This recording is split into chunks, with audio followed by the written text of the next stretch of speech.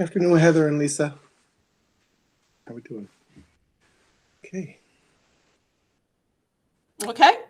Okay. I think we're good. Okay, so we will start the policy committee. Committee members are Heather Del Conte, Pamela Dowd, and Lisa Glidden. The first item is policy 1510, regular board meetings and rules. The changes on these are that documents that are going to be discussed at a board meeting should be made available at least 24 hours in advance. Let's see what else. Public expression is now public comment, and that the board encourages courteous and respectful public comment. That the Board of Education allows for a period of up to 15 minutes on the agenda for public speaking on the agenda items only.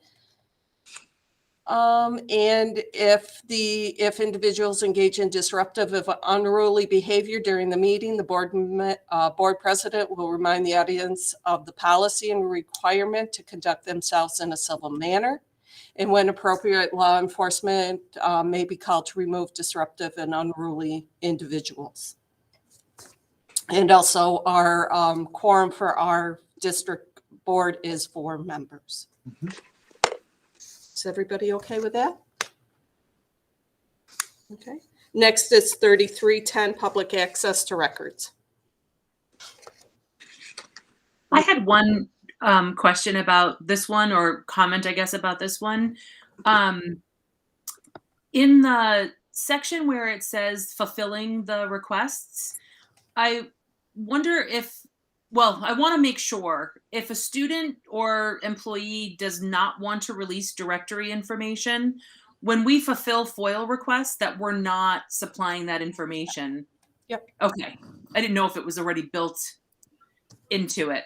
Yep. Okay. Part of the FOIL information. Freedom of Got it. Okay. Thank you. You're welcome. Nancy, I think you're next with 3310. Okay, so the changes in this policy is they've added language to revise the actions to FOIL requests and clarify responsibilities. For names and addresses, if we release that information, any directory information, the person has to certify they will not be able to use, sell, give, or make available that information. If they don't certify, then we don't have to release that information. Yeah, they can't use it for fundraising or any other purpose. And that's the extent of that one. Next, which I think follows Lisa's question. Okay. Next. Oh, I'm sorry. Just make sure everybody's good with that. Are we all good with that policy? Okay. All right. Okay. Next is 4211 district organization chart. It has been added to update just because the organizational chart was just approved. So we just need to put it in our policies. Okay. I actually just had a small thing with this one. And it could just be the Word version of it, but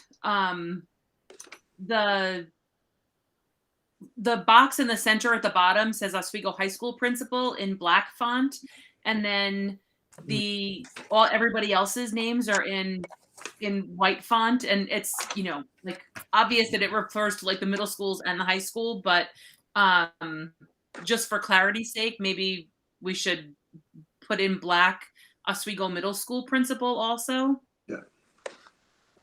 Okay. Mm-hmm. Yeah. Then next is policy 5635, gender neutral single occupancy bathrooms.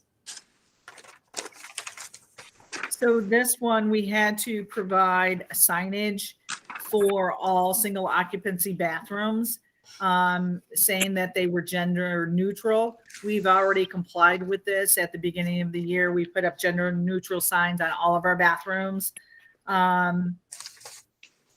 And that was it, just requiring the signage. Okay, everybody good with that? Yep. Next is policy 5640, smoking, tobacco, and cannabis use. That is because of the update in New York State's law on the use of marijuana. So any of our policies, and I think we have 3 of them tonight, that previously referenced tobacco use as a standalone, now also includes use of cannabis. So they're stressing the fact that while we still prohibit the smoking, vaping, ingesting of tobacco and cannabis on the grounds, they did give a definition for the fact that previously there was a how many feet away from school grounds, but knowing that, like at our main campus, we have a number of homes that border directly to the school property. There's language about, but if you are in a private home using those products, it's not prohibited just because it's prohibited on school grounds that are adjacent. And that is the general one, 5640. Then we'll see a couple more coming up that have to do with staff and students. Okay. Policy 6110, Code of Ethics for board members and all district personnel. The only change on this is that we have that no person may directly or indirectly solicit, accept, or receive any gift having a value of, and we put $75 in there. And $75 is the IRS amount that we could locate. So that was the only update in that policy. Okay. Number 7, policy 6150, alcohol, tobacco, drug, and other substances for staff. And a very similar update, it incorporates the new laws about cannabis. It adds them to prohibit the use of all of the other substances and now includes cannabis when the effects may impair job performance, prohibited from consuming, selling, sharing, etc. And again, also it references the first policy, the one we just talked about, 5640. So they all kind of go together. Okay. Number 8, policy 6160, professional growth and staff development. The updates in this policy is that they changed some language to make it more closely aligned with professional growth and staff development. They removed outdating language indicating that professional learning opportunities may be provided via video conference, pre-recorded videos, and online discussion boards, among other tech ideas. And they also added additional language related to the conference request forms being removed, as that was duplicated in a topic that would be covered in other policies, such as 6161, conference and travel reimbursement. Policy 60, I'm sorry, Heather. Yeah, just for clarity's sake, all of these policy changes besides the organizational chart come from the state. Is that correct? Yes. Mhm. Okay, so there aren't any others other than the organizational chart that are unique to our district. Right. They all come from Area 1 BOCES. They're all vetted by their attorneys. Yes, there are state changes. There are state changes. Yes. Okay. Thanks. Policy 6213, registration and professional learning. And this again was a change in language. The state's moving away from the word professional development and utilizing the verbiage professional learning to more closely associate how they feel teachers are learning and being involved in the process of the professional learning that happens within a school community and how they provide, how feedback is gathered from them. Number 10, policy 6411, use of email in the district. We had previously had some prohibitions on how we use email because cloud-based services, and before we had the new law in New York State that requires vendors to agree not to release information. So the policy had been previously last revised 2013. So Jamie Sykett went through the policy, made some small changes and updates based on what Erie 1 also put out at the end of last year. And it aligns better to what the current laws are about email and technology use in a school district. Okay. Number 11, policy 7130, entitlement to attend, age, and residency. And Heather, we did update this one unique to our district. The state allows for kindergarten.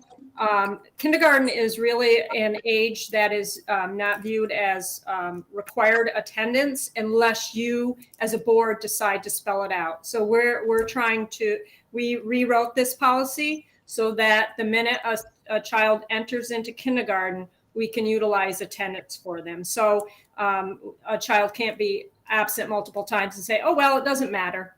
Yes, we're saying it matters that if they're missing their kindergarten days of enrollment now by strengthening this part of the policy. And then Heidi has a further update on this one. Yep, we have a law add-on that says any student between 16 and 17 who's not employed otherwise is now required to attend full-time instruction till the end of the year they turn 17. Previously, it was the end of the year they turned 16. So they really are trying to stretch out that instructional period for school districts, you know, keep the kids in school by law a little bit longer. Didn't we have kids graduate early though? That would have been younger than that? Yep, that is still allowed. So if you have students who fulfill all of the graduation requirements, then the principal certainly can recommend the child to graduate. That's not a problem. This would be more students who would be leaving school, you know, a dropout or a task entry, GED entry. Okay, thanks. Next is policy 7131, education of students in temporary housing. And the only changes to this one is more about verbiage of changing the pronouns to they, and also to change the professional development word within here to professional learning. So it's really more of a cleanup on the verbiage. Next is policy 7320, alcohol, tobacco, drugs, and other substances for students. Yep, very similarly to our other ones. There is an authorized medical cannabis use carve out for students, but otherwise they have added in marijuana as some of the prohibited substance use with school authorized extracurricular events or activities, regardless of, you know, where it takes place. And that was really it for 7320. Okay. Policy 7241, student directory information. This is one, actually, it's funny, Lisa, that you asked about this because Jamie has been working on this directory update for quite a while with Karen and me and the lawyers' input, because we go back and forth about what technically is considered directory information. So this is an update with the Erie 1 2020 version, but we've been working on it for quite a while, and you know, COVID got us a little bit in a pause, but just saying that we will publish the annual public notice informing parents and eligible students if they choose to include or opt out of the list of what's considered directory information. Currently, we provide it in the annual calendar that comes out, but we're having some discussions about how it's best to convey those annual notices. Okay. And the last one, I believe, no, excuse me, policy 7551, sexual harassment of students.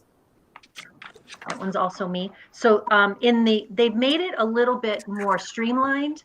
I think what happened about 1.5 years ago when New York State came out with the new laws about sexual harassment, the policies were very lengthy and a little bit hard for, this one is specific to students. It was a little bit hard, I think, for students to really understand it as a policy if they needed to review it. So now they've added an overview section. They've given some examples of what constitutes sexual harassment for students, and then also helped navigate to a reporting allegations and a grievance process. So I think it's a little bit user-friendly, especially for younger people. Okay. And the last one is policy 8280, instruction for English language learners. in this policy, they did add within the family that it would be in parental relationship in the language or mode of communication. So the mode of communication was added for districts to reach out to ELL families, I'm sorry. And then they also added professional learning rather than professional development. And they talked about that the professional learning needs to relate to the ELs and the federal, state, and local mandates for ELs was added. Okay. Any questions on any of the policies? If the committee is okay, Heather? I just have a quick question on 7320. Just that first sentence, that first paragraph, it just feels like it's an extensive list. I understand alcohol, tobacco, electronic cigarettes, drugs, counterfeit and designer drugs. I get a little bit squishy with over-the-counter drugs, which might be ibuprofen, or or herbs, which might be basil on your lunch. So I'm just kind of curious, because this comes with, obviously some serious consequences if you're caught, going against this policy. So I'm just wondering if maybe we ought to think about some of the things on that list. I think, go ahead. Heidi, you want to say? No, go ahead, Dr. Calvin. I think the things that are on the list are things that have been identified to us by the state as, and things that we have seen in the past as things that, and other schools that can be actually misused. So over-the-counter drugs, unfortunately, sometimes there are children who will bring in over-the-counter drugs, use them inappropriately, sell them inappropriately, cough syrup, even Tylenol. You have kids sometimes who will take those drugs the wrong way. So I think what this first paragraph is trying to say is, hey, listen, if we find that there's misuse of, or, some of these things are being brought in and sold or utilized in the wrong way, then we reserve the right to basically respond according to our code of conduct. But it actually says so that the consumption is prohibited. I just wonder, obviously, if I'm a parent and my child has had surgery or something and needs ibuprofen, there is a mechanism for that, is there not? To send a note into the nurse or whatever. Right. But this says straight out that it's the consumption of it is prohibited.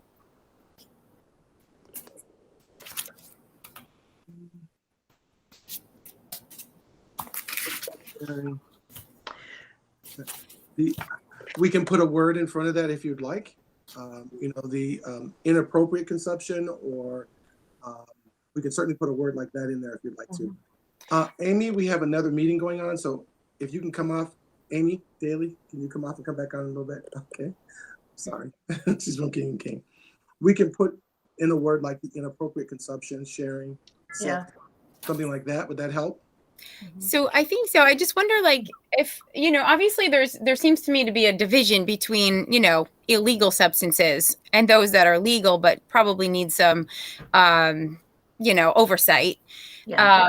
So maybe before we actually, what's that? Go ahead. I didn't want to interrupt. I thought you were pausing. It sounds like Lisa may have an idea. Well, I was just wondering, I guess I never really thought this through. I know because my kids are younger, but at the elementary school, you have to get a doctor's note to give to the nurse if they need to have ibuprofen or Tylenol. And then you have to bring it to the nurse, and then the nurse is the one who dispenses it.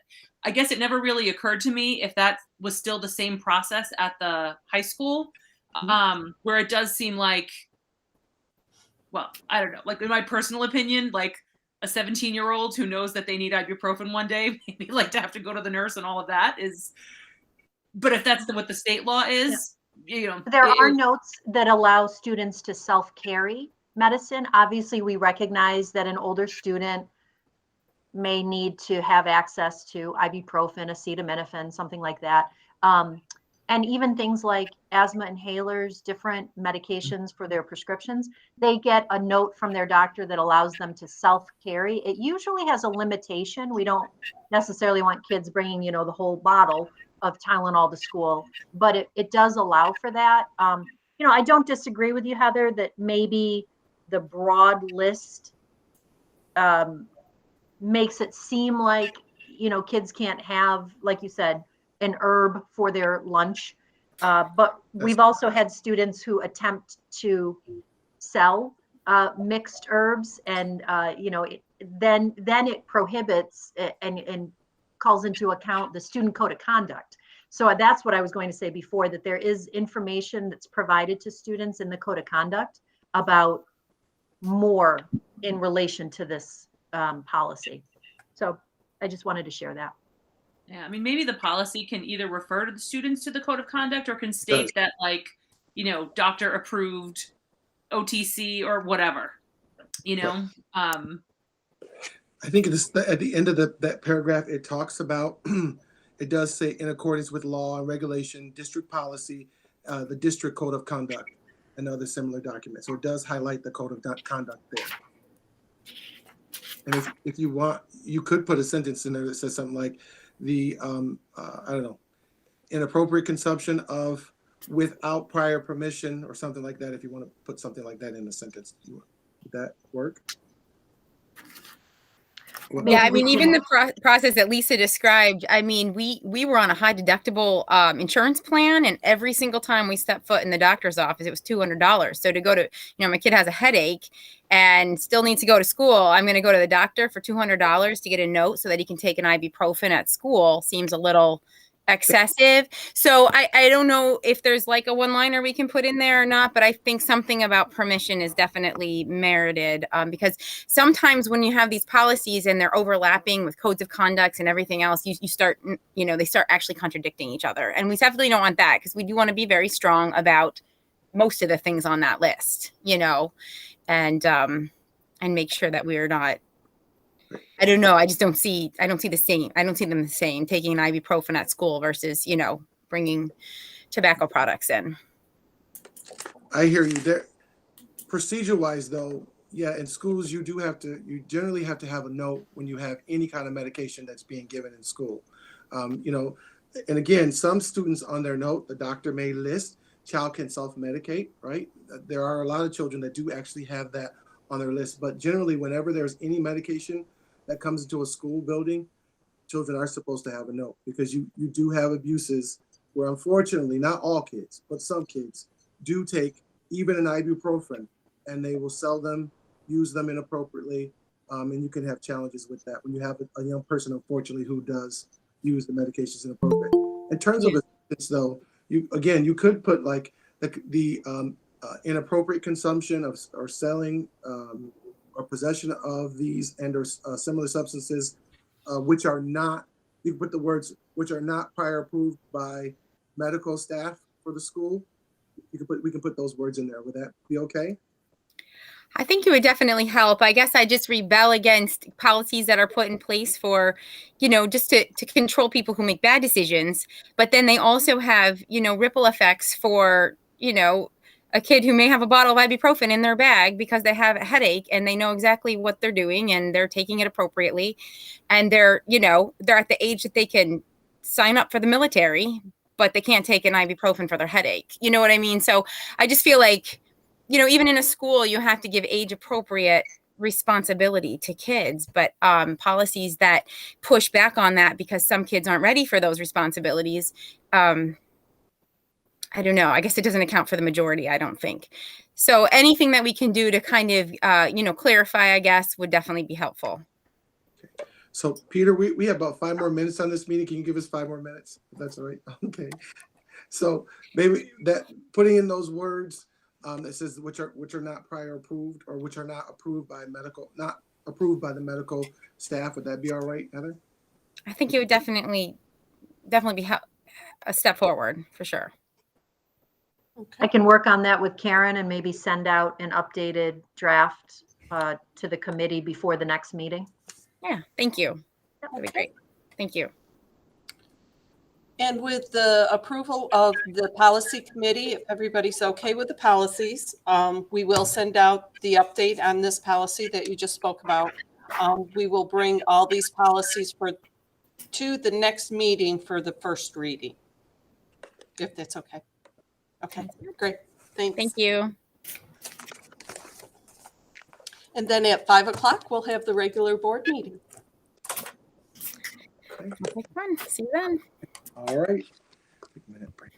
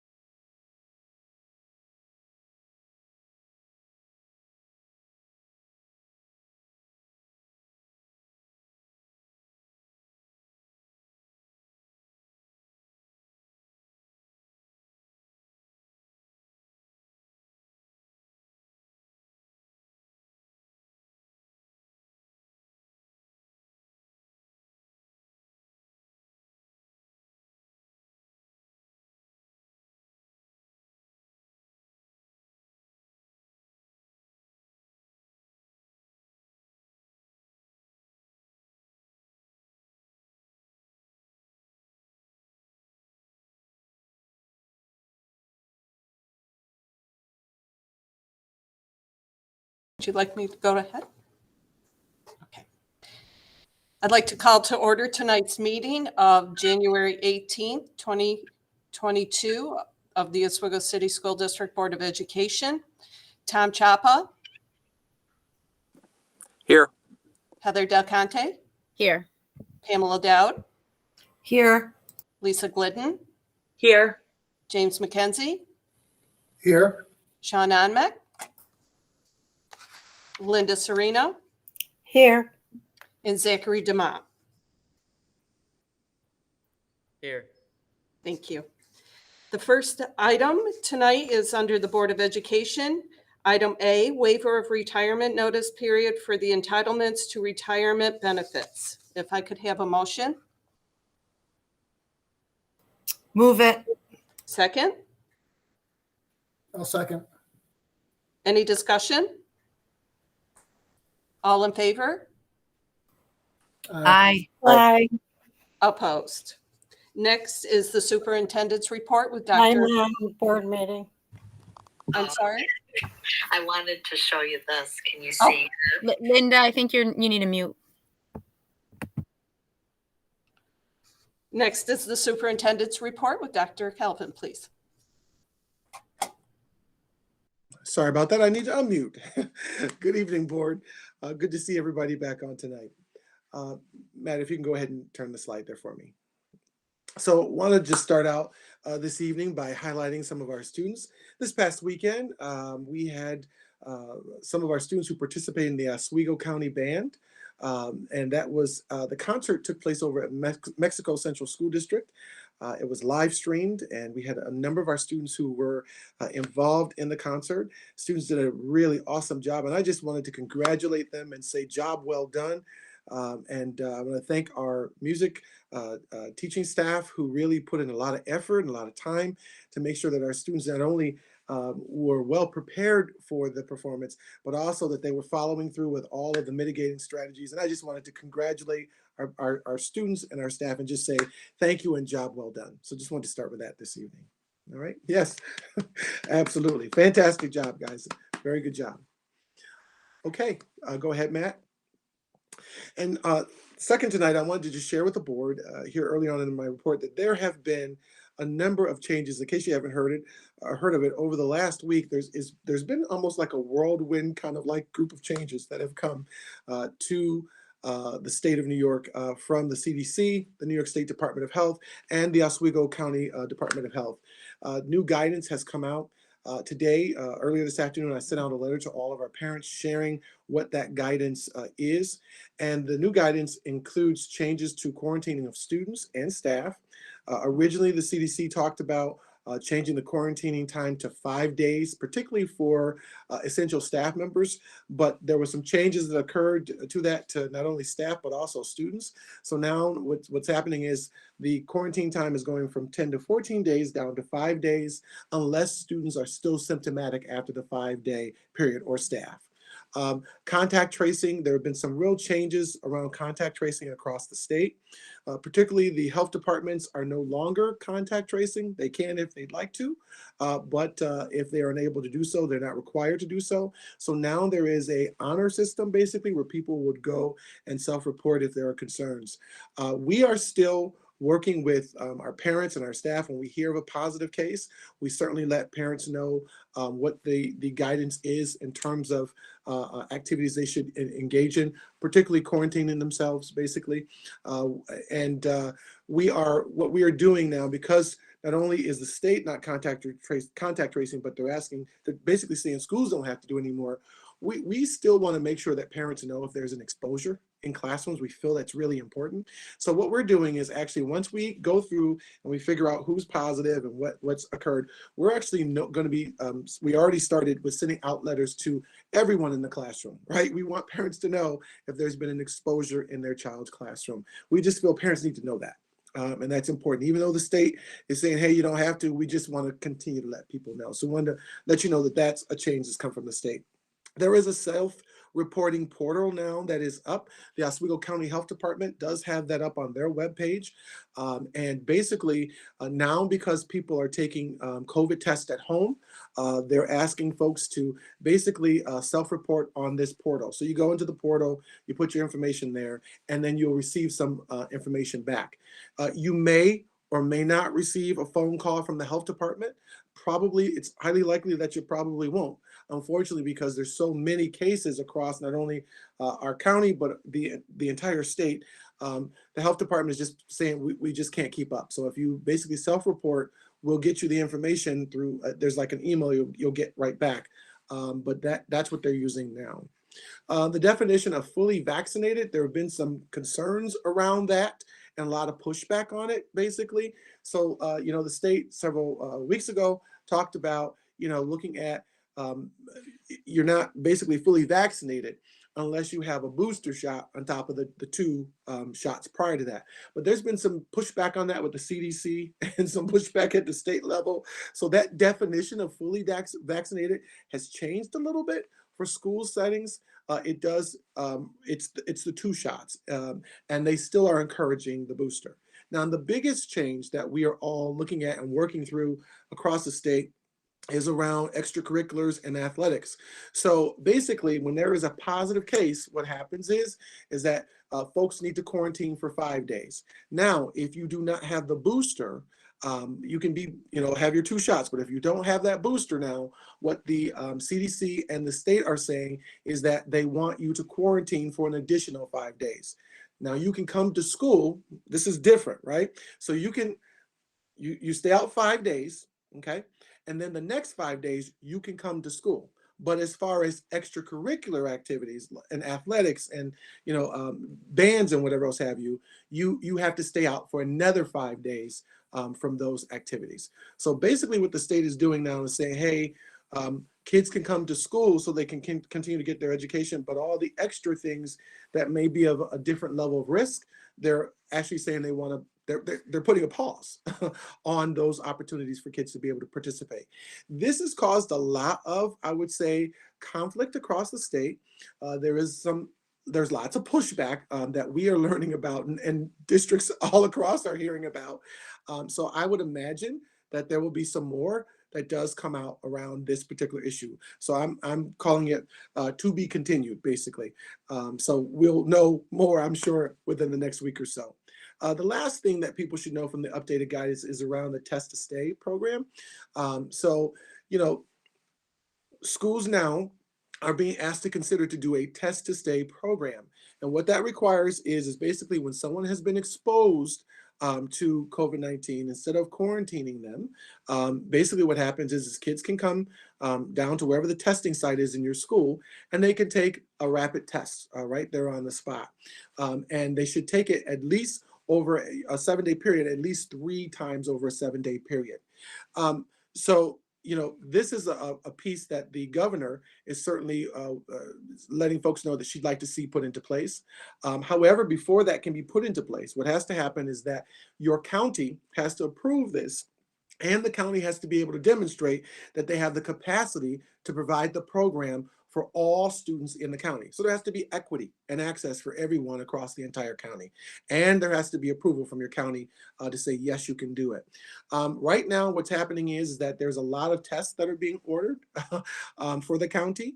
We're not quite where we need to be. We have heard the number is about 90,000 tests that we would need for the county to be able to test like this per month. So I'm not sure that we are there yet. We haven't heard that we're there yet, but we are starting to see tests that are coming in from the state to schools, which are those rapid tests, basically. So there's, again, more information I'm sure that's going to be coming in the near future around this. In the meantime, we have already received 3 shipments of tests. And so we are basically beginning to work on this process with our team and our staff, so that way when the time does come, we'll be ready and able to do so. Okay, so those are the updates that have come from the state. Any questions around any of those? Is everybody okay? Very good. Okay, go ahead, Matt. All right, and so now what I want to do is just shift gears. I have 2 groups of guests with us tonight. The first is from the Siemens Group. And as you all know, board, we are in the middle of doing a efficiency study, and Siemens Group has been working with our district and was willing to look at many of the energy items that we have across our district, and to assist us by looking at and studying some areas that we might be able to achieve efficiencies in.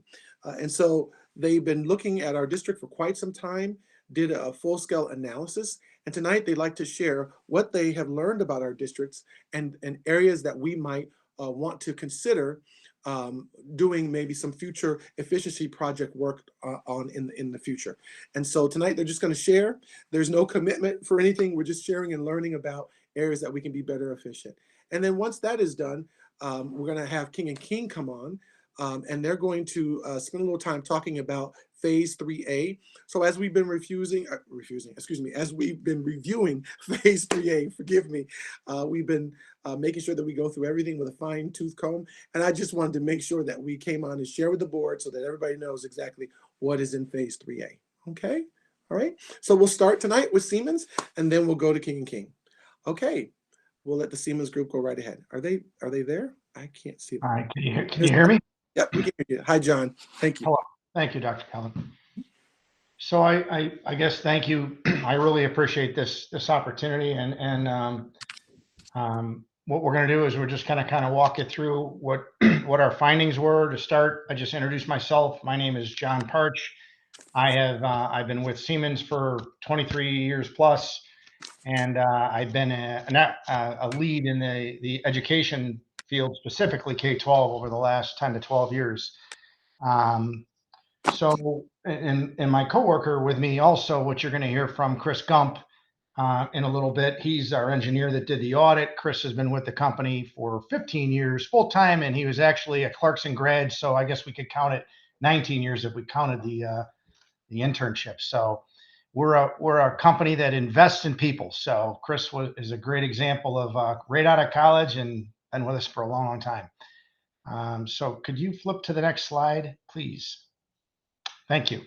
So I guess to start, what I decided, just kind of overview the what is energy performance contracting, right? So if you were to move forward, what would the law be? What would you use? And essentially Article 9 is a law that you would use and how you would move an energy project forward. Unlike a capital project, an energy project is a little bit different because it focuses on savings and guarantees behind the numbers. So you really look at what you're spending and your operating budget. Just what we focus on is putting equipment in that will reduce your expenditures and allow you to create savings. So when we do that, and we're going to walk through those measures and the program, kind of the things that we found in the audit, but the law really requires that the company that executes the project, they call them ESCOs, guarantees the performance of the project. They have to have full responsibility from design all the way through so that there's no finger pointing. And from a life cycle point of view, first cost is important, but life cycle is as important because it allows us to really pick measures or equipment that we know is going to fit the performance metrics that we're really trying to accomplish. So it's not just about first cost. The energy retrofits, some pay really fast and some might pay really long. Some are more capital needs with some energy, and some are a lot of energy with not a lot of cost. So all in, when you put everything together, it has to pay in 18 years. That's the rules by SCD. So what does that mean? Well, if you're taking savings from your existing budget, it's really no impact, nor is it allowed to have any impact or burden to your tax base. It all has to be self-funded and guaranteed. Lease purchasing is the means that they finance this because it aligns really well on the operating side of your books. And it also gives you an opportunity because it doesn't impact your debt cap at the city level. So building aid is also allowed on these projects. So you do get building aid, and you'll see that in the financials when we go over the slide here shortly. And also any type of NYSERDA incentive or utility incentive or other benefits that can be captured under this program.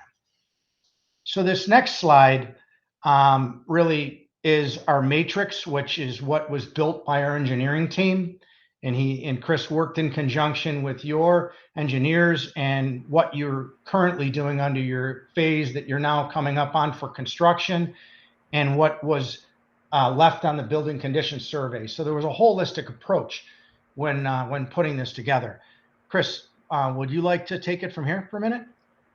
Sure. Can everyone hear me?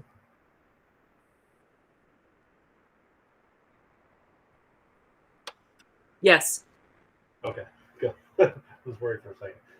Yes, so these are the measures that we came up with through our analysis of each of the buildings in the district. We spent time in each one's evaluating the existing conditions, and we also did a utility profile for each building.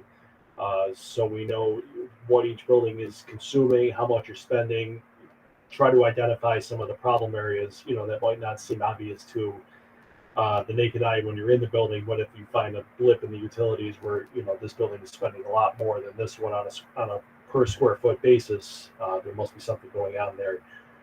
So we perform that analysis as well. As John mentioned, we identify a lot of the items that pay back well to try and free up funds for some of the more capital intensive items.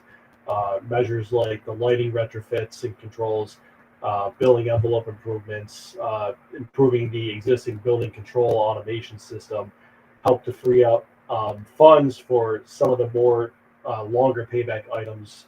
For example, the 2 boiler rooms that we would be intending to replace the boilers and a lot of additional equipment at both Layton and Riley elementary schools. So this is just a list of our measures.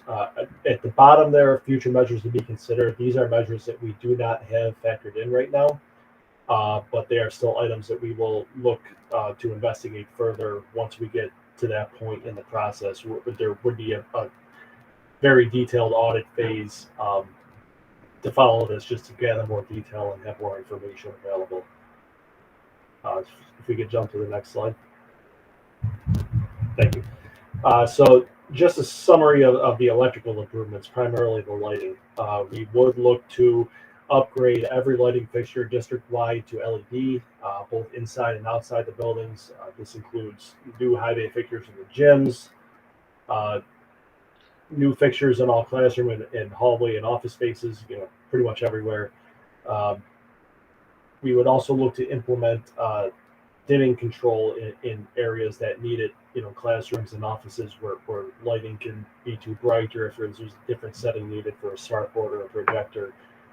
We want to make sure we're providing that functionality as well. So full LED upgrade everywhere. Destratification fans in gyms. This is just some small fans that help to redistribute heat from the ceiling space back down to the floor where it belongs, so that you're not overheating just the ceiling space in a gym where no one's in there. Vending machine controls, just shutting off display lights, and longer cooling compressor cycling when there's no one around. And then transformer replacements is again just an efficiency measure to basically just save energy where you're reducing voltage in the buildings. We can jump to the next one. Mechanical upgrades. I kind of mentioned this as one of the highlights of the project. We would be looking to replace the 2 existing boilers in both Riley and Layton Elementary with a combination of 4 new boilers. Each building would have 2 condensing, which is a very high efficient boiler design, and then also 2 non-condensing boilers to heat the buildings in the colder months where you don't realize the savings benefit from the condensing models. So it's kind of a design strategy there to just get the most savings out of each one, while also having double redundancy in each building in the case of any equipment failure. We'd also replace pumps, automation in those spaces, so full control would be added to the new boilers, and any accessories and piping that is identified to be failed or close to the end of its useful life. So pretty much replacing all major components in those boiler rooms. If we can jump to the next one there. Building automation upgrades. This is really a play on the existing automation system that's already in place, getting the most savings out of it possible. Taking the code that we have available, the mechanical code available to us, just to get the most savings out of the space. Demand control ventilation is a strategy where we bring in less outdoor air. For example, in a gymnasium, if an air handling unit is designed for 100 people to be in that space, and it's between classes and there's no one in there, or there's only 10 kids in there in a gym class, it would just bring in only the ventilation air that's needed, not heating up the full volume of frigid air if it's not needed at that time. COVID aside, assuming at some point we go back to normal ventilation where we're not trying to bring in as much outdoor air as possible with the current guidelines that are in place.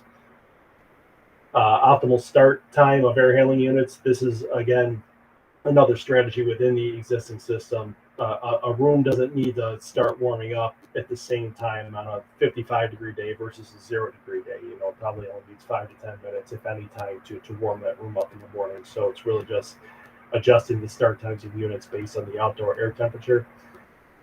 Real-time energy monitoring and control. This is an incentive strategy through the state that will both add monitoring capabilities and functionality to the control system while also providing funding basically to implement it. So if we can prove Siemens is a qualified vendor, if we can report to them with the requirements that they have, we can potentially get some funding to help pay for some of these automation strategies. And then the last one there, walk-in cooler freezer controls, is a local control panel that just helps to better cycle door defrost cycles, and also replaces the small fan motors and such to get more energy savings out of those. Next slide, please. You have one question there, Chris? Sure. Tim? Hi, so yeah, so you mentioned COVID aside, but COVID included or whatever else happens in the world in the future, are these adjustable in a way that, you know, there's no worries whatsoever and you can do the optimal efficiency, cost, everything, but the system can also be adjusted in a way that would allow for the changes to cope with possible problems? Yes, very much so. Every building, and then also centrally, the automation system is all basically computer based. So the user, you know, the maintenance, head of maintenance in each building or for the district can easily go in, which is the case now, and just, you know, with a few clicks of the mouse and entering parameters, adjust everything remotely. You know, no one's got to go around to each space or unit and be turning knobs on a thermostat or something like that. It's all something that can be done remotely. I'm sure with the capabilities we have in the automation system, it can be done from even, you know, someone at home if something were to come up and ventilation needs to be cranked up to the fullest extent to accommodate any situation. Great, thank you. Yes, sir. Building envelope improvements. This is basically sealing up any infiltration or exfiltration on the building. Weather stripping, door sweeps, roof wall intersection, you know, any construction gaps that are left. Some renovations are done, maybe where the drywall doesn't quite match up to a beam or there's corrugated roofing. We'll do a full audit to identify anything that needs to be spray foamed or sealed, or, you know, foam board put in place and sealed around the perimeter. Roof mounted equipment, lifting up curbs and sealing around the perimeter of that, dropping back down. Basically keeping any unwanted air from getting in or out of the building. Next one. The last one here, these are just some measures that kind of don't fall into any of the specific categories. The 2 pool covers at both the high school and the middle school are still functioning, but kind of at the end of their useful life. The cover itself, we just did something exactly like this at Fulton City School District, where we replaced the covers themselves and then also the control and electronic components that were, you know, 10, 15 years old and obsolete. So we kind of updated the whole system while keeping the same infrastructure that's there. And I see someone has her hand raised for a question. Linda Serrano, her hand is raised. Oh, you're on mute. Christopher, having done other districts and buildings in those districts, when is the majority of the work done? In the summer when we have no students, or what do you typically do? We can accommodate any time frame. You know, we work second, third shift, weekends if we have to. You know, obviously for a boiler replacement, it would be definitely ideal to do that over summer. But as far as the lighting work, which would be done over the course of anywhere between 6 to 9, 12 months, second shift, you know, is no problem at all. Second, third shift to get that work done. So we work around your schedule. You know, if there's events, we'll stay away. We can stay out of certain areas. Is that set up prior to the job? Oh, absolutely, yes. Our project manager would have weekly meetings to discuss any events like that. Stay out of the auditorium this week or the gym or. And just I'll touch on that, Chris. I mean, Yep. our team is really school driven, so they're used to those questions and those challenges, cleaning up for the next day of class, and this is really what their mainstay is. So they're very used to accommodate different shifts, whatnot. We have a schedule built here. I'll show you in a little bit.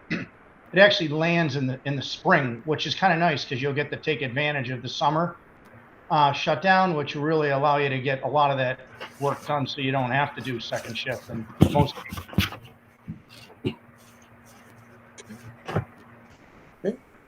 All right. Just to wrap up quick, last two strategies there. Plug load controllers is just a plug-in device to help shut off phantom load for electronic equipment when it's not being used overnight. And then any uninsulated pipe or pipe that needs replacing,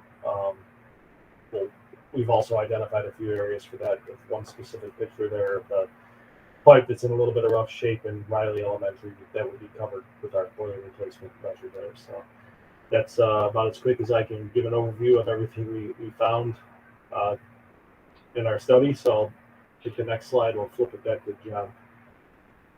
Yeah. Thank you. So just to touch a little bit also, one of the things that when you're doing an energy project, it allows you to do is you really take your control system and use a lot more of the monitoring functionality, because we're using a lot of the data that's ongoing to be able to monitor each measure, make sure things are, in an efficient mode. And it's not about just putting a retrofit and walking away. There's a continuous monitoring component to this that we do. So for instance, earlier, Jim's question, as it relates to what happens if we have to run outside of parameters for COVID, we not only can adjust it right or left, but we can also monitor and give you the impact of running it out of that spec and tell you what it would cost you per day, to run it out of the spec. So you're going to have a lot of flexibility, and it's really using the existing control system that you already own. We're just taking it to the next level and using some of the smarts and unfolding, some of those algorithms for this program. This slide here really represents the financials. So we've estimated the project to be roughly $4.6 million. And if you look at that holistically with interest over an 18-year term, it comes out to $6,712,000, just as estimated. The savings and the operational savings side as estimated at $5,861,000. Okay, and the building aid on top is $4,428,000. The rebates and incentives we've estimated right now on two different programs at $223,000. So after you've paid for the project over the term, if you do the math, it nets benefits to you $3,810,000. That $3,810,000 is paid over the 15 years, like in your aid payments. So you'll see that yearly over the 15 years. So not only does it pay for itself through energy and incentives, but it brings a net benefit to you after all said and done. So that's really just a snapshot on the financials. And that 3.5 interest rate is an estimate right now. It's really a high estimate, but not really knowing where inflation's going and where the market is right now, we'd like to be a little bit conservative with that. So that's why we did that. It's not a hard number. Next slide, please. So from a timeline point of view, this is kind of, how the project unfolds, if you will. So it's really like a regular capital project that you would do, but it's got the energy twist to it. We still got to go through a lot of the same hoops. So we would develop the project, we would do our savings calculations, we would assemble the financials, complete that whole analysis. We'd finalize our engineering, we'd put our contracts together, we'd really get the whole project done. So that would be the 2 + 4. So there's roughly 6 months to assemble the project. And then in this case, we're suggesting a third-party consultant to review everything. That helps, not only gives you another set of eyes on everything, but it also allows for a smoother approval at SED. So that takes about a month. And whether you go expedited or non-expedited, just for the sake of estimating, we put 4 months in there for the review, could be a little quicker. And if we were to go through that review at SED and then come out, financing's typically about a month and a half to 2 months. which would land your project right around March, which is really nice if you think about your getting ready for summer and your summer construction. So it allows you to get equipment ordered, kind of get ready, if you will, and then kind of schedule things out from there. So this would be a really optimal timeline if you could hit, you know, that type of thing. Next slide, please. And then I guess this is just really more, so that's really the overview on the project. And I just want to share a little bit about Siemens. I got to put the plug in, you know, for the company. You've been a district of ours for a long, long time, right? So we want to be remembered as partners. This is something that came from our CEO, business to society. He's preaching it all the way through the organization. And what that means is, you know, how do we do good business and then impact society? Next slide, please. If from my perspective, it's really impacting the children. So from doing a K-12 project or an education project, what I try to do is leverage what Siemens has. Siemens as a company, technology, workforce, whatever Siemens has in offerings, and we go A to Z. We have programs called Fuse. We got solar programs. We got all kinds of programs for children. So in my mind, if we can impact the children and do a good project, I think we really want to leave behind more than just putting energy efficiency in. We want to leverage the relationship and take it into what you're in business to do. And that's help children go to that next step. And being a technology company, we feel like we're in position to do that. And we have been doing it with districts, and it's a lot of fun. It's the fun part of what we do. Last slide, please. So really, what does that come down to? We're an ecosystem partner. We want it to be a partnership. We're all about business to society. We're about sustainability. There's a significant impact to your society on a project like this, just from an ecosystem point of view and reduction in carbon. We have to guarantee it. Obviously, we talked about that. STEM pathways, supporting ecosystem, workforce internships, leveraging Siemens technology. Those are all on the table. So that just kind of a once through. That's the end. And I appreciate that. If there are any questions or anything, you feel free to ask, or you can send me emails. Thank you. Great.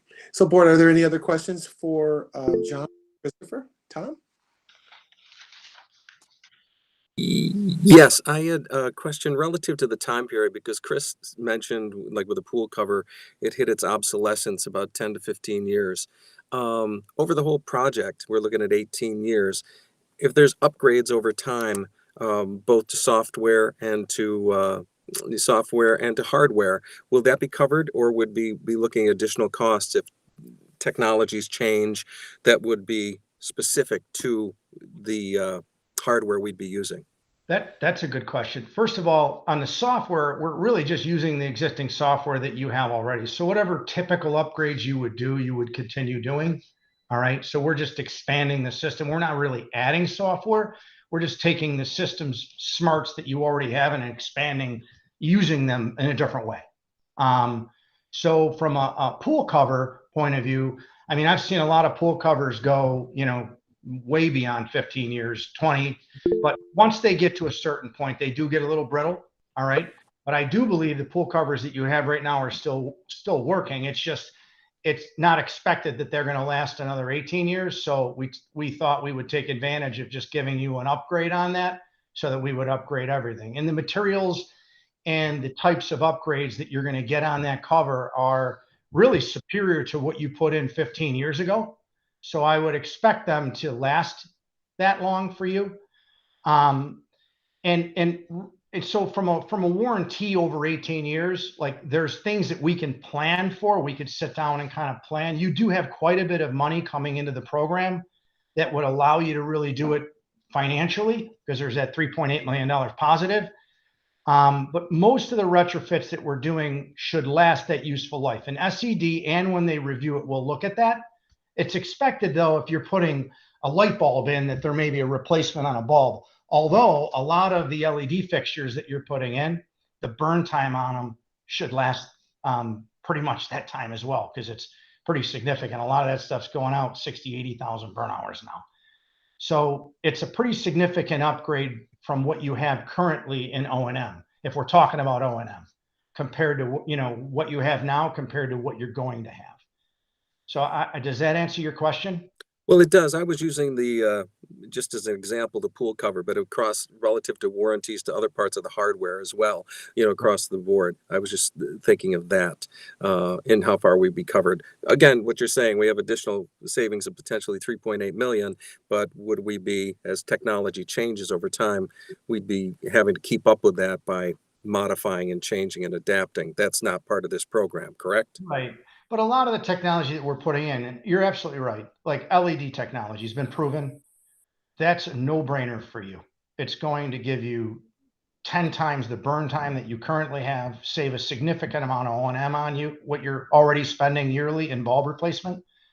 And really should be it doesn't degrade like fluorescence. So the technology is it's not serial number one. This has been around a few years. So you're really, that's an upgrade, if you will. Right. And I don't anticipate that being an issue. Boilers, again, we're putting the newer boilers in, provided that we do the chemical treatment and we do all the necessary things that you've been doing in the past. You shouldn't have a problem with that equipment. And so we're really not going too crazy on technology. The only real technology move is on the control side, which is technology you've already owned and you're already using. We're just enhancing the algorithms. So we're adding a couple sensors and using it in a different way. Okay. In general. Thank you. You're I welcome. saw Linda's hand up as well. Yeah, I know we have building aid to cover some of this.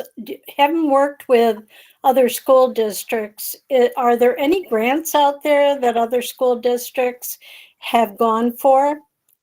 Yeah, we're targeting, there's a P12 grant that we're going to target. If we can, it's got a little bit of a hitch to it. It requires some sustainability efforts. So we're looking at that. And then there's utilities. So there was about 225,000, I think, that we reflected in the cash flow that we feel we can obtain, we can grab. But we are all over the grants. We are all over those opportunities. We're all over the solar part of it. There's no really grant that comes out that we're not on as it relates to New York State, because we have a lot of that opportunity in New York State. So we write those grants all the time. And the other thing about that is an energy project fits really well for that, because when they put these grants out, they require data that we already have, because that's how we build the project. So it's easier for us to put those applications together, because we have all the base data that they would require to put the grant together. Which makes it along the way, you would be telling us what you've been successful in gaining. Right. What we have right now in the project, we're pretty confident we can get for you. So we didn't want to set an expectation and let you down, if you know what I mean. Mm-hmm. But right now, I think we're targeting close to $250,000 in grants, which is pretty good. Thank you. Yep, you're welcome. Great. Okay, Jim. So that kind of tying into Linda's question, grants are something you're looking at the future. Whenever you borrow, you're looking to set a future expenditures with interest. Can you help us understand what the difference would be if we did borrow the money and paid interest versus if we used capital funds? In my mind, if we paid out of money that we have now in capital funds, that it's possible we don't pay that interest. Instead of saving $3 million, we save that plus the interest. So I'm just wondering about the pros and cons of how to finance this as opposed to paying up front. Right. This is not a question that I'm familiar with this question. It's always, everybody looks at that interest rate and says, wow, let's see if we can take a ding in that. Right. And what I would suggest we do, and Siemens is not, right now, we would support you on making sure that you go out through your financial advisor, which is the process, and you would obtain the best rate for the district. Okay, so that would be procured. What I would suggest, as we're building the project, we could sit with finance and your business department and look at those options, all right, to see what's the best option for the district, given the financial situation you're in. And if it's decided that you want to use your own money to finance it, we would need to do that with your financial advisor at the same time. The project's just going to get better if you leverage that type of play. And I'm not in a position right now to make that recommendation. I think that we're kind of being conservative, if you will, right? Like burdening at 3.5.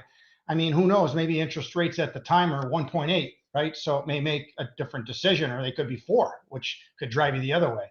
So I think it should be something that's left on the table and looked at as you're building it to see what's the best move for the district at that time. The only other thing that I would say is I know, and I'd have to validate this, if you decide to finance it internally, we would just have to look at the, how that would play internally as it relates to, does it hit your debt cap and how that works? Because I know a lease doesn't. And I think it's specific to how a lease is structured. So we just got to look at those structures and make sure we're not crossing any, lines that we're not supposed to be. That's all. Okay, great. Thank you. You're welcome. Okay. Any other questions? Are we all good? So board, Jim, John, my apologies, John, and I'm looking at Jim, but I'm thinking John. John and his team have been in and they've done quite a bit of work to just kind of give us an idea of what we might be able to realize in terms of efficiencies.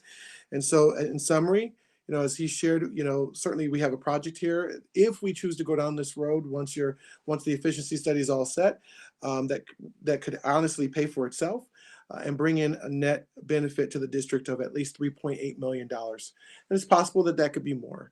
To be continued. We'll certainly come back and discuss this a little bit more. And John, I want to thank you, and Chris, I'd like to thank you. And any other comments from the board before these two gentlemen are all set?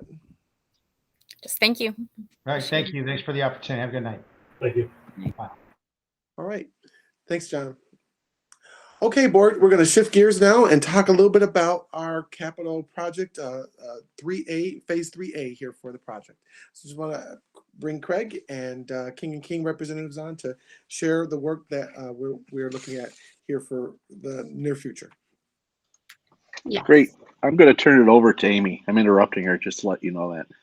But Amy's here, and so is Peter, and I think we're ready to answer any questions you may have. Okay. Good evening, everyone. So I want to talk tonight a little bit about what we're calling Phase 3A, which is the 4 elementary schools. So if we can go to the next slide, please.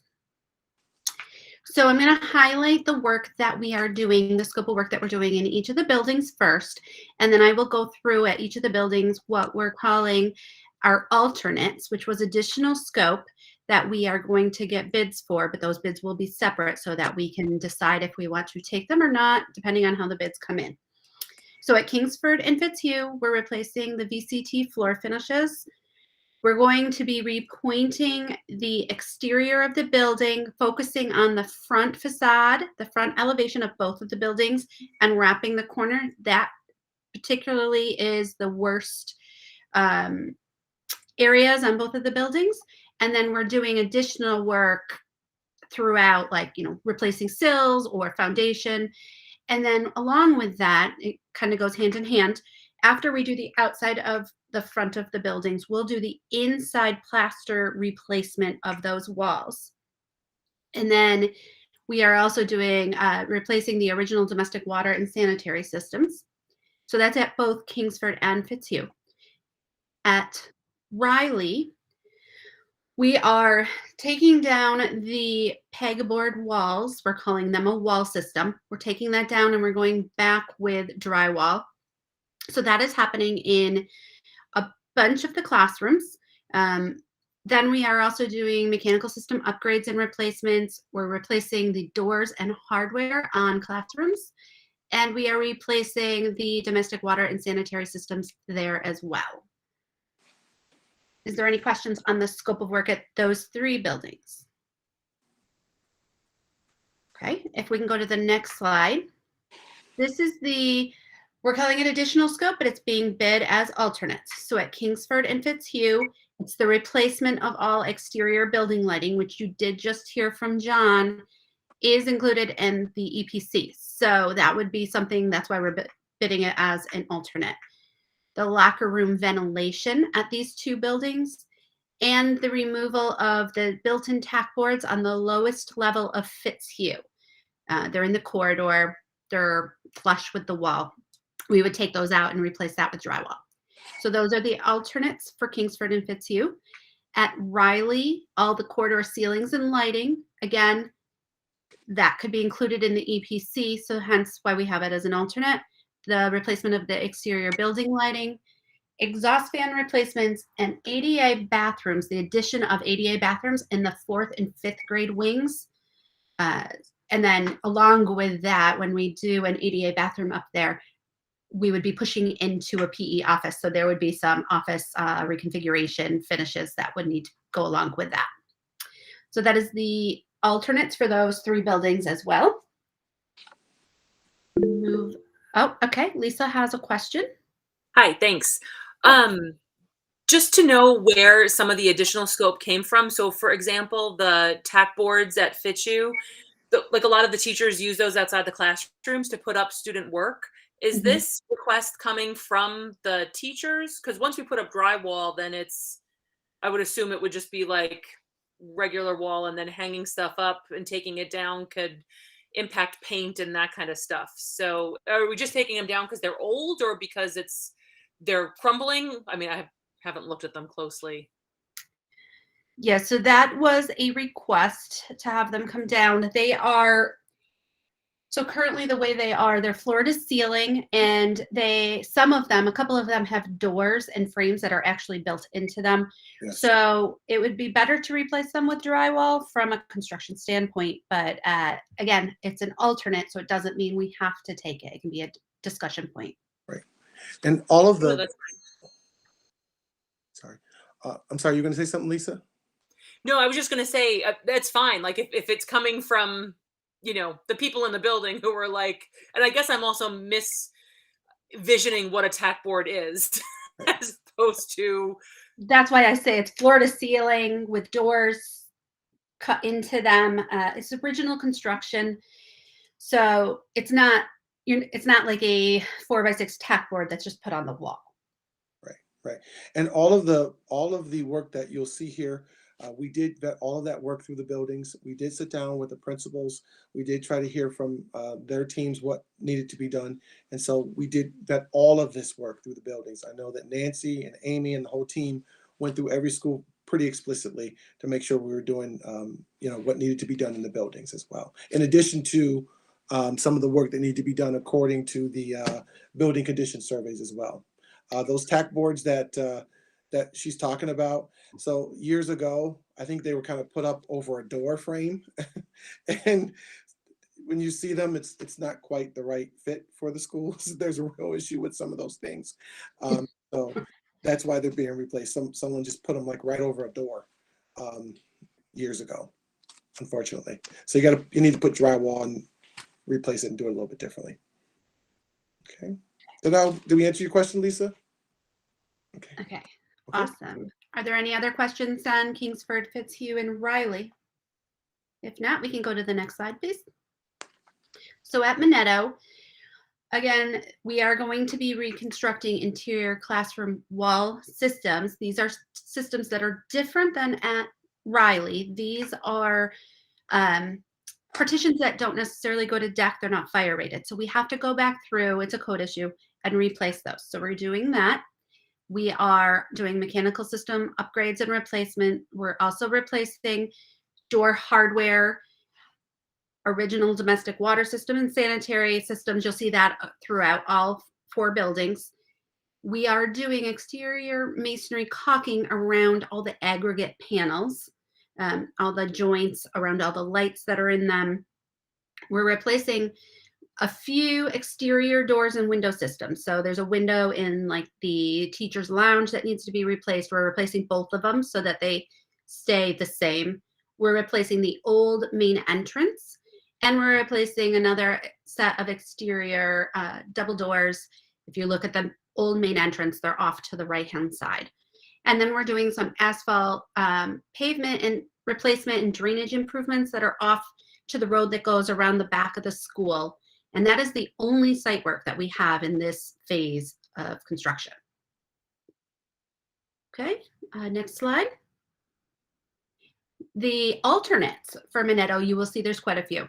And I want to preface in this particular slide, the second line item isn't going to be bid as an alternate. It was just additional scope. In our original estimate, we thought there was 12 classrooms that needed to be reconstructed. There are actually 20. So we are including all 20 as base bid for this phase. But again, the lighting in the corridors, the exterior building lighting, we have that as alternates in lieu of the EPC. They could go in there. We are replacing, there are pegboard walls that are like at Riley, and those are in some ground floor rooms near the nurses area.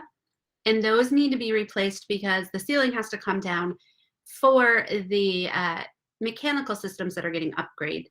And those walls only go to the ceiling. So once the ceiling comes down, those walls come down. And we are doing reheat coils in existing classrooms as an alternate, penthouse heating alterations, rooftop fan unit replacements, and radiant ceiling panels in the bathrooms that are off the cafeteria. Are there any questions on this scope?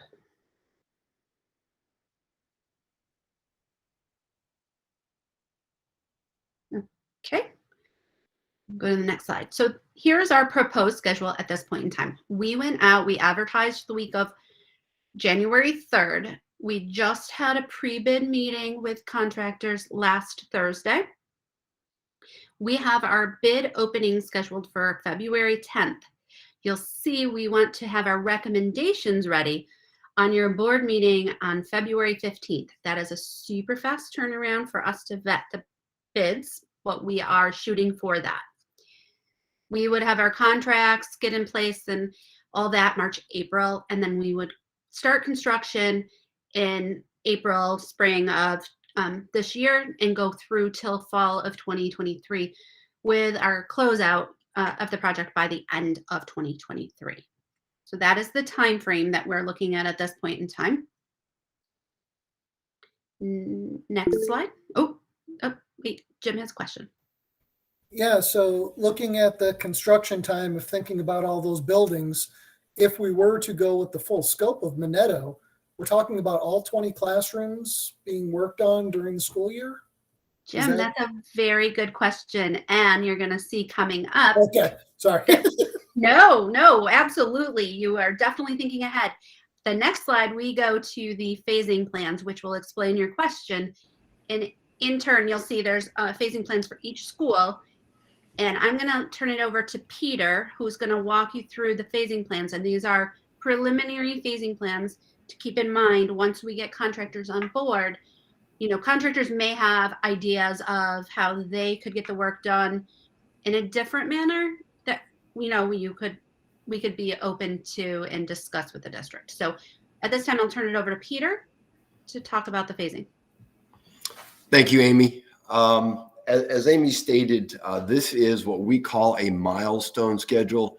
It just sets basically beginning and end dates of each area that we're going to be working in. It gives the contractors the ability to bid and knowing what manpower they need to have for those durations and timeframes. So what we did is, based off of the amount of work that's done in each of the areas, we figured how long they would take. We also had multiple meetings with David and Nancy with regards to how many classrooms in each of the buildings could be vacated for a period of time and how they could be shuffled around because it would be impossible to do, as you guys know, all of this work over 2 summers. So that's why it would go through the duration of 2 full years, including during the school year. So with the first building that we have here, we've broken it down to basically 8 phases, or excuse me, 9 phases for this project. And it's based off of grades. It is also based off of the work that needs to be done and the timeframes that we figured it would take in each of those areas. So for example, phase 1 is on the upper floor. We could get started on that early because as Amy said, we're doing some exterior masonry repair. On that area of the building, we would not be doing any exterior masonry repair, so we could get it on the inside and start doing the renovations to that area. The masonry repair would start basically the first Monday that school is out, and it is scheduled to complete by the end of August, so that the noise from any lifts or grinding or anything does not impact the students. So this building is broken up, like I said, into 9 different phases that would last for the first 12 months of the project. Next slide, please. This is Riley. Now, as I said, this is a milestone schedule. The areas that we're showing work in here does not show all of the work, but this is the main areas that we're doing work in. There are a couple of small little areas that we're doing some renovations on that are somewhat ancillary, and that we'll try and get with the district and find out, once we get the contractors on board, when's the best time to fit them in during the school year or summer, along with the manpower that we have available. Again, Riley would be starting in April. So Fitzhugh and Riley would be starting in April of this year and completing by the end of your Christmas break. And then Kingsford and Minetto would start basically the 1st of January and complete towards the end of August, beginning of September, and then project close out October, November, and December. Next slide, please. This is Kingsford, very similar to Fitzhugh. However, this has only got 7 phases to it. The difference is some of the work is slightly different in this building than it is over at at Fitzhugh. Not dramatically, but it is slightly different, and that is because of abatement that needs to be done in this building. Next slide, please. Minetto, we are scheduled to start, as I said, the beginning of January of 2023, going through to the end of 2023. Again, this slide shows the major areas of work. There are a couple of smaller items, bathrooms that we would be doing some renovation in, that are really not big scopes of work for the contractors to look at, but it gives them an idea of here's the major areas that we've got to focus on and the durations that we need to get them completed. We also looked at the office areas. Are those used year round, which some of them are. So we're trying to get some of that work done starting in April. I think that's phase 4, and completing in July, so that you're back in over the summertime. But it's a juggling around of our workflow along with your folks moving from point A to point B and accommodating the students as well. I believe, and on Minetto, the site work that we've got there, we would start that. We would probably not start that the first summer. We would wait until the second summer to do that when the main work is going on at Minetto. Are there any questions? Linda, yes. Linda, you're on mute again. You just have to unmute yourself. I do have a question, and it's not so much about what we just went over, but it has to do, Mathis, with there's some crossover here. The lighting inside in the hallways and the heating. If we decide to go with this other project, that's in that other project. So who's going to make sure that, we're not getting confused here? Right. So that would be the work that the project manager would do, and the team from both Siemens and King & King. We meet really weekly to sit down and talk about what's happening with the project and to make sure that things are coordinated and that they all work together smoothly. Amy, Craig, do you want to add to that, or Peter?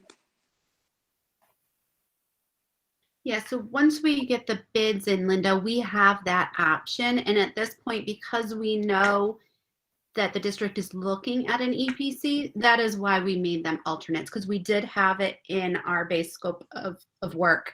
So it very easily can just be not accepted when bids come in. Okay, thanks. Yep.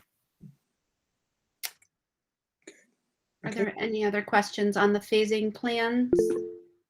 Lisa?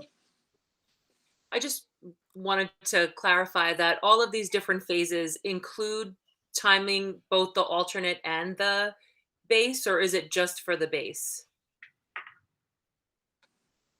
They do take into consideration the alternates, as the alternates are really not, as far as manpower requires, not too big of an issue, but they do take into account the alternates.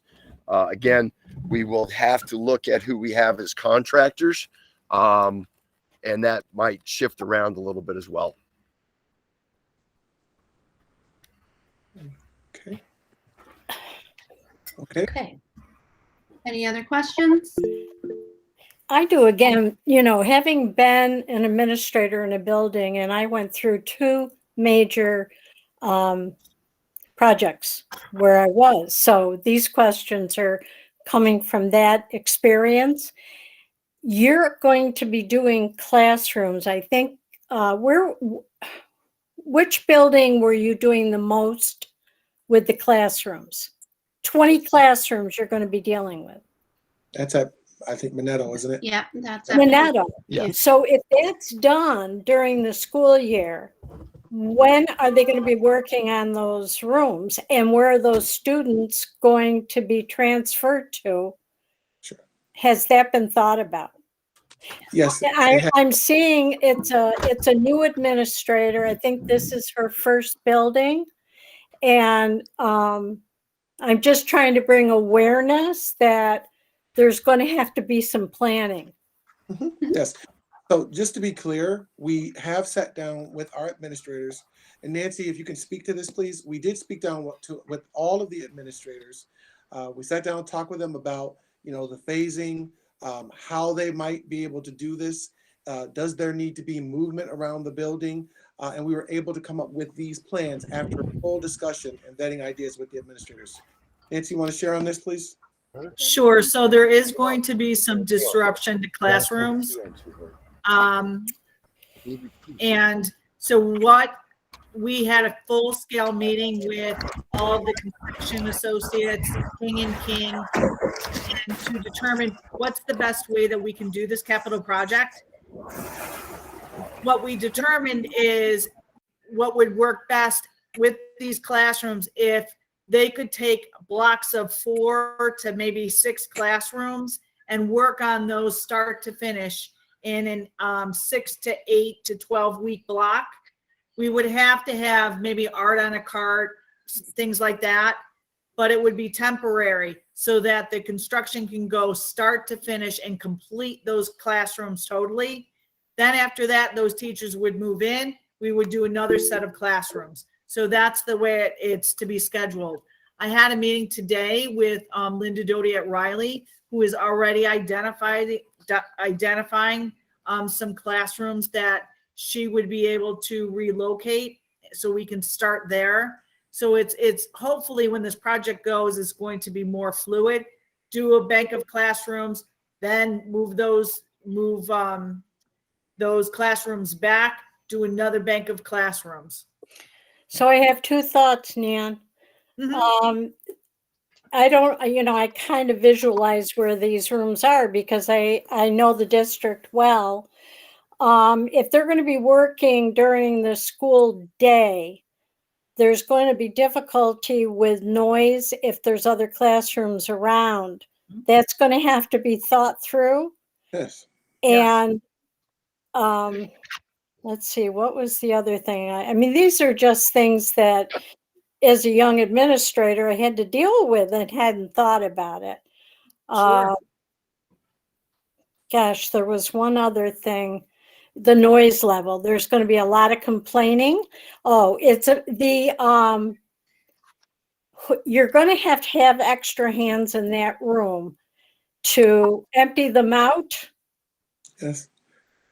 So you might want to think about that too along the way, Mathis. Yes, we totally agree with you, and certainly we will be prepared to do so. Just as a reminder, we just finished phase 2 at the high school. And we, if you recall, we had boards and stuff all over the place. So we had to make sure we put precautions in place so that people stayed safe. And also we were definitely planning work around the school day so that, you know, all of the work that needed to be done would not disrupt the educational process. And the same as we did in the high school, we would be prepared to do the same thing throughout this project in our other schools. We have done that before. And I would say that for the most part, we were very successful as we kind of went through phase 2. Well, and I'm sure King and King, I mean, they did our work out there in Red Creek. So I know you guys have done it before, but the people in the building haven't. And so there's going to be glitches along the way. And I'm just trying to be out ahead of my experience and put it on the table. But thank you. In terms of the noise, Linda, they're going to do their demo before school. And if they have any demo to be done, they'll continue on after school. So it won't interrupt the school day. And we're already talking about moving things out of the classrooms, labeling them, getting boxes, and the principals are going to start having faculty meetings to address that as well. Okay. Thank you for your feedback, Linda. We appreciate it. Yes. Okay. Okay, if there's no other questions, we can go to the next slide. Okay, so the budget that we are giving to the bidders, you'll see there's 5 different contracts. There's a general construction contract that is estimated at this point at 7 million, masonry restoration at 1.5, mechanical at 1.5, plumbing contract at 850, and electrical contract at 1.2 million. The estimated total for this phase would be 12.05 million. And included in that cost, we have an allowance of 400K and then a construction contingency budget also included in that for 400K. So those would cover anything that came up in construction if we uncovered anything. Okay, Jim? Yeah, excuse me. How does that relate to what was the approved measure resolution, however we're calling it, the voter approved thing? How much did we budget in for this? And thing is a technical term. Thing. Yes, it is above what was initially proposed for phase 3. I do probably have that in front of me somewhere. But we also, remember, have to take into account COVID is playing with some numbers right now. Craig, do you have it in front of you while I look? Maybe if we both look.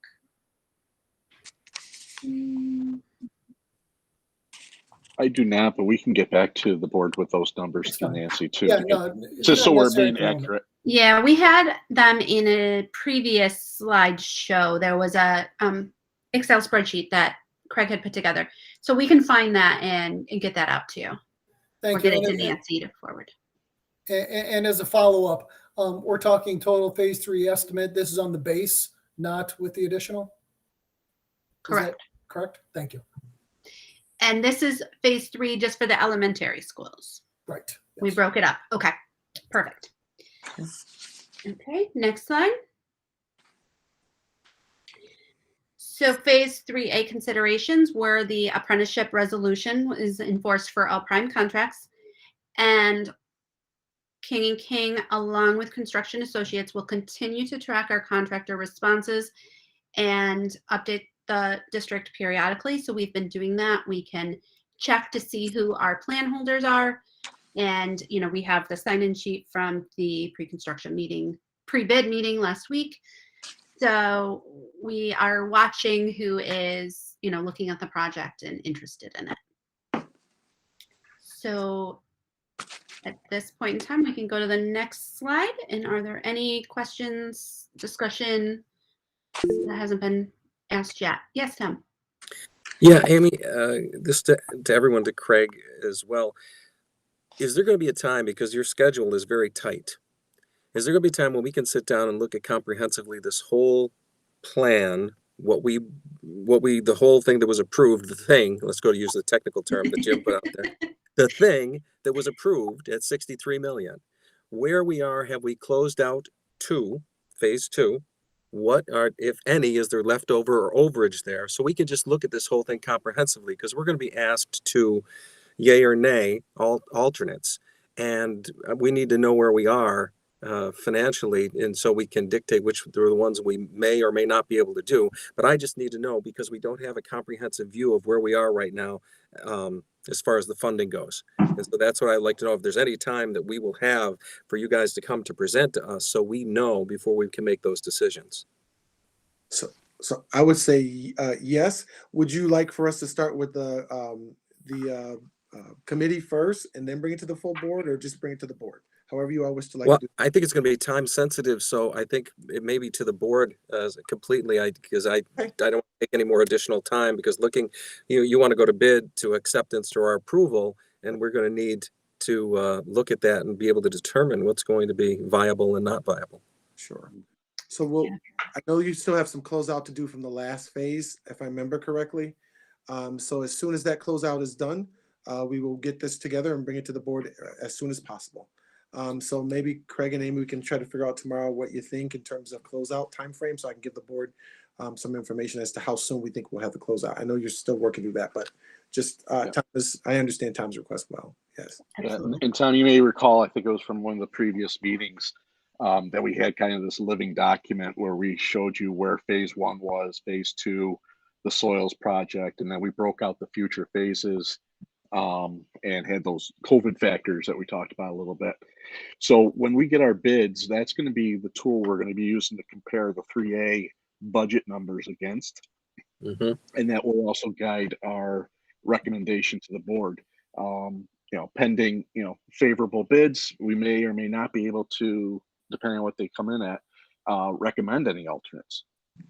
Even though there may be some that you want there, we may say, based on the budget and future phase work that's out there being planned, our recommendation at this time would be not to accept. So once we get the bids, we'll be able to take that step. We'll feed that information through Dr. Calvin, and then we'll follow up on, Monday, or, if you need to put us on the agenda for, questions or anything, we can do that. I think at this point, because it is such a fast pace for this portion of it, that's kind of the steps we're taking. We're hoping for favorable bids that fall within those lines, and hopefully be able to give you a recommendation that is to move forward and not we have to stop and rethink this. So. Right. I appreciate that. And for me, I would need to know the future phases, because what determination here, how they affect future phases, and how we want to keep everything relative tight to education, the educational components. So the more we know, the clearer that picture, the better decision we can make. Totally understood. Totally agree. We'll do.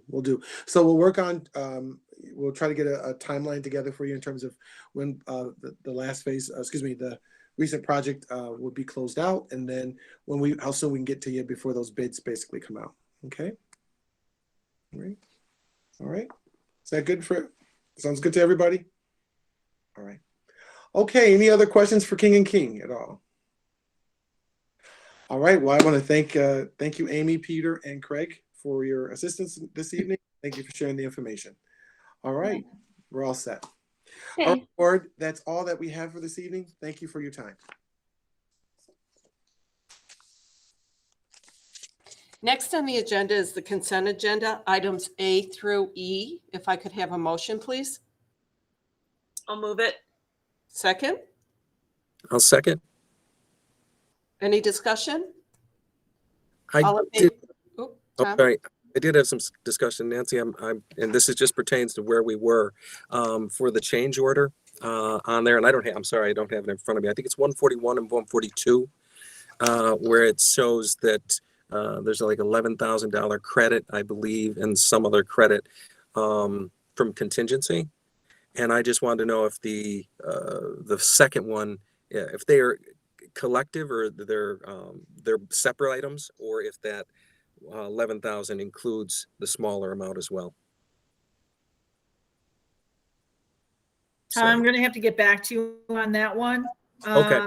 And review that, because those were from King and King. On the change order reports, I brought it back to the board because some things the board had already approved, but the figures had come in at a different amount. So let me Right. go back and specifically check 141 and 42, and then Yeah. I'll put it to you in transmittal. Okay, great. Thank you. Just wanted to know. It's just part of clarity for me. So thank you. All in favor? Aye. Aye. Hi. Opposed?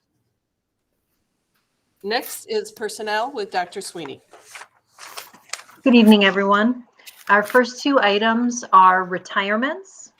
Whereas the employees admirably served the students and staff of the Oswego City School District with their full commitment to the best interests of all students and worked in partnership with their fellow employees.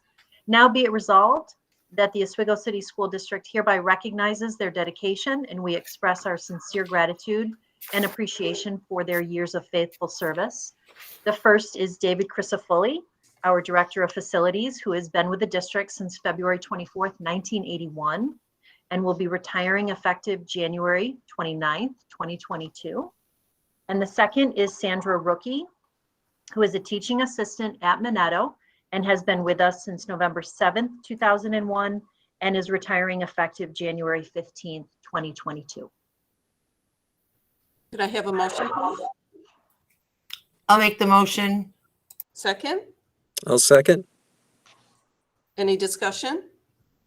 No, I'd just like to say thank you very much for both of their service, and particularly the amount of time that they've given to the district, and it's much appreciated. Thank you. Yeah, definitely. All in favor? Aye. Opposed?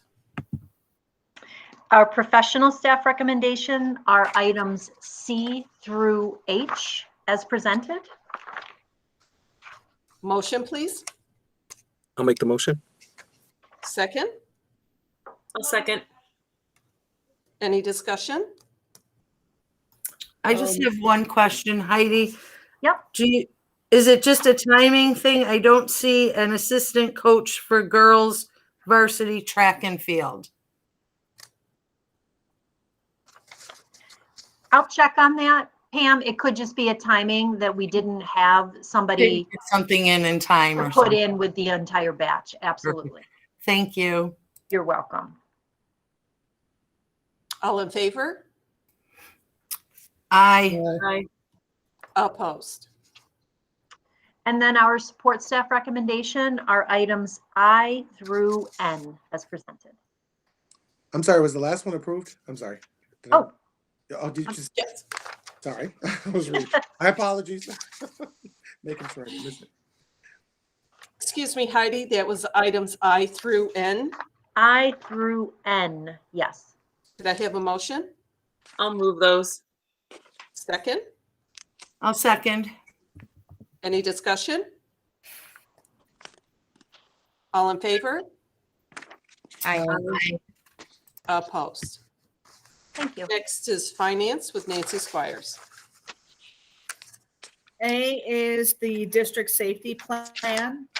B is a donation from Federal Credit Union for winter clothing for the schools. They contributed $600 to each school. C is a contract with Justin Pix for school photography for their school pictures for Oswego High School.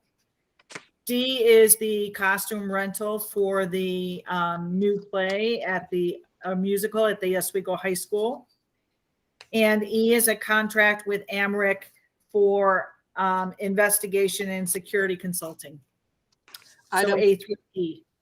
Items A through E. Could I have a motion, please? I'll move him. Second? Second. Any discussion? Just a thank you to Compass Federal Credit Union. I'm sure that winter clothing has certainly come in handy. The last week or so, we've had some brutal weather. Thank you again. All in favor? Aye. Opposed? Next is the student representative discussion. Zachary? Hey guys. All right. Short and sweet today. Just got a couple of things. First, I also wanted to mention the All County. That went great for the band this weekend. I think it was a real success. There was a lot of members that made up the band. and we performed on Saturday, and there was a great practice session on Friday, and they provided us with food, and it was very nice. I participated in it myself. The second thing was Mr. Lanigan and I had some discussion about some students who came with issues, like went over our heads and like went straight to the board. So we came up with a solution to give the students a way to talk to us first before it goes straight to the board. So we're going to implement some Google Forms into the students' Google Classrooms, so they can fill out. We'll get to the details probably next meeting. We'll have to meet about it. But I'd say like their name and their information and what they have to say. And then me and Mr. Lanigan can have some discussion and then bring it up to the board to discuss it further. And yeah, I'll have some more information on that next meeting. Hopefully we're going to meet about that. And then just the last thing I had to bring up was I wanted to talk about Unified Bowling, which is coming up starting February 1st. It's just a great opportunity. It goes great on college applications, and it's a really fun experience. And if you want to do free bowling and you're a part of the district, it's a good opportunity. So sign up soon. Thank you. Okay. Thank you. Next is items from the board. Would anybody have any Me. items? Guess what I do? I know you're all shocked. Zach, I'm so glad you got to enjoy all county band this year. And Unified Bowling, you'll have a great time. I think have you done it in the past? Yeah, it's a ball. The kids love it. I always thank our administrators and our faculty and staff, but just a couple of days ago on the news, I saw the Syracuse nurses, the school nurses had gone and spoken to their board. I'm sure our nurses are feeling just as overwhelmed, not just school nurses. Anybody in the medical profession right about now is, like the rest of us, except they've had it twice as bad. So this is a kudos and a shout out to our school nurses. Go team. Thank you so much for all the efforts that you've put in. And hold your heads high because you're doing a great job. Thank you, school nurses. That's what I got this week. I just had a little something. It was just a little happenstance experience that I had, and I pointed out relative to kids looking at BOCES. I was someplace checking in, and a woman who was checking me in St. Joe's for imaging, whatever, and her son came in, and he was on his way out to BOCES, and he was going out for welding. And I just asked, how you doing? Does he like it? Because he loves it. It's great. And he gets to go out there and he's enjoying it. And just, I wanted to bring another plug for that program and for the trades in general, and just to keep it out there, even if it's just, I do it right at this point, but just so people are aware of it. And the kid was really enjoying it. And I just said, it's in this particular time, he can write his own ticket when he gets out of that program, because people in the trades are high in demand. So just as a consideration, as another option for all our kids. And just wanted to put that out there. Mm-hmm. Awesome. Yeah, to piggyback on what Tom said, this is not what I was going to share, but, there's always been talk about making a big deal out of signing for kids who, get a job right out of high school in the trades, just like we do signing for kids who, are recruited for sports. So I'm not sure if that's something that we actually have implemented, but I really think it's something that it's we're overdue to make a big deal of. So maybe to make note of maybe doing that, making that a priority this year.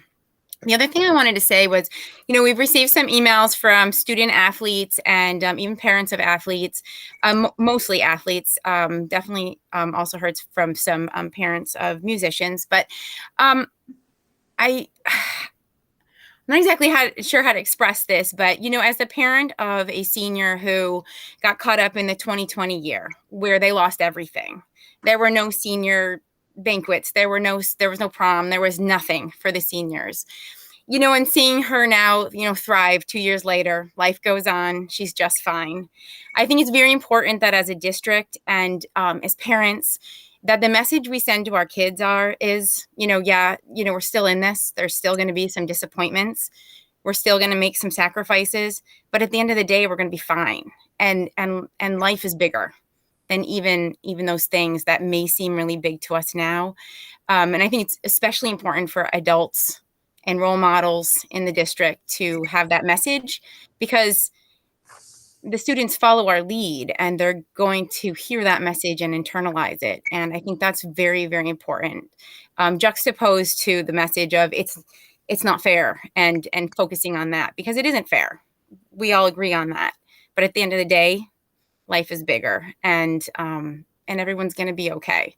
So I just wanted to just put a plug in for that message. And I really think we need to speak with one voice. Any other items tonight? Nicely said, Heather. Next is executive session for the purpose to discuss negotiations and the work performance of a particular person. Could I have a motion? I'll make the Tom, first, second. Linda, Yeah. all in favor? Aye. Aye. Opposed? Would there be a need for a vote after executive session? No. Thank you. You may move to executive session. Thank you, Zach. Good night, Zach. Good night, Heidi. Good night, guys. Good night. Good night, Tom. Good night, Karen.